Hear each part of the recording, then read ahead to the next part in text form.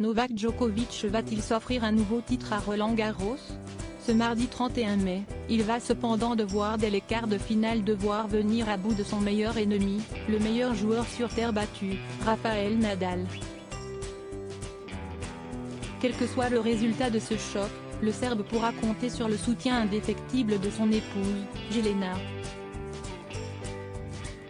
Si les deux filent un amour parfait, ils ont pourtant traversé plusieurs tempêtes. D'abord, des rumeurs d'infidélité de la part de Novak Djokovic, auxquelles il a été obligé de répondre. Je comprends qu'il est plus intéressant pour les gens de lire que Noel et Jelena sont en train de divorcer, plutôt que Noel et Jelena sont amoureux, s'agaçait-il il y a quelques mois. Mais ce n'est pas tout, le couple a également failli rompre à cause du tennis. La raison ?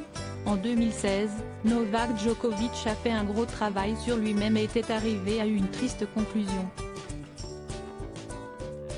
Je me suis rendu compte, en fait, à ce moment-là, que les relations que j'avais avec mes proches étaient assez superficielles et creuses, parce que je ne savais tout simplement pas comment m'en occuper, confiait le tennisman, qui avait alors remporté Roland-Garros mais aussi l'Open d'Australie, dans une émission. J'ai compris que c'était inévitable, que nous devions partager ce voyage ensemble, qu'elle devait endurer cette vie, sinon nous ne pouvions pas rester ensemble. Le travail a été le même du côté de Jelena, alors maman d'un petit. Stéphane, je me demandais comment élever un enfant pour qu'il suive les traces de son père qui cherche constamment à s'améliorer et à avoir des résultats. Jelena et Novak, combien d'enfants ont-ils? Novak est déjà un personnage historique, vous savez, et à 30 ans, et j'ai cet enfant et je dois faire quelque chose de spécial. C'est comme ça que j'ai commencé à y réfléchir et ça a fait de moi une maman très angoissée.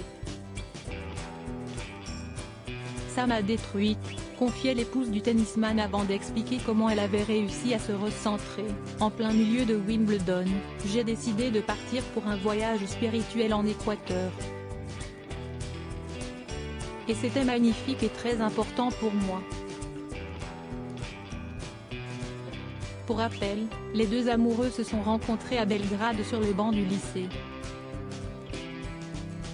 Après des années de séparation, ils se sont mariés en 2014 sur l'île de Sveti Stefan, au Monténégro. Par la suite, ils sont devenus parents de deux enfants, Stéphane, né en 2014 et Tara, née en 2017. Et malgré les doutes, ils s'aiment toujours comme au premier jour.